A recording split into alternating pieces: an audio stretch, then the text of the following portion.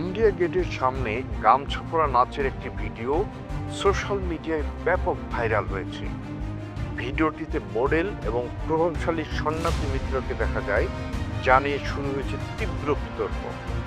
নেটিজেনরা তার এমন কর্মকাণ্ডের নিন্দা জানিয়েছেন এবং কেউ কেউ বলেছেন এমন একটি স্থানে এই ধরনের কাজ করা ঠিক নয়। সন্ন্যাসী মিত্রের ইনস্টাগ্রামে বর্তমানে 18 মিলিয়ন ফলোয়ার রয়েছে, যা তাকে একজন গুরুত্বপূর্ণ প্রভাবশালী ব্যক্তিতে পরিণত করেছে। তবে অনেকে মন্তব্য করেছেন যে এত বড় পরিসরের ফলোয়ার থাকা একজন মানুষের এমন কাজ সমাজের উপর নেতিবাচক প্রভাব ফেলতে পারে।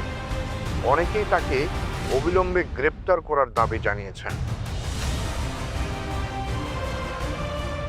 ইতিমধ্যে স্থানীয় পুলিশ এই ঘটনায় পদক্ষেপ নিয়েছে এবং তদন্ত শুরু করেছে।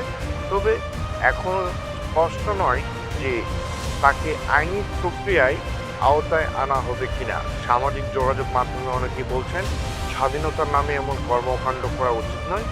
একজন ব্যবহারকারী মন্তব্য করেছেন, প্রত্যেকেরই নিজের পছন্দ মতো পোশাক পরার স্বাধীনতা আছে, তবে জনসমাগমস্থলে অন্যদের অস্বস্তি সৃষ্টি করা মোটেও ঠিক নয়।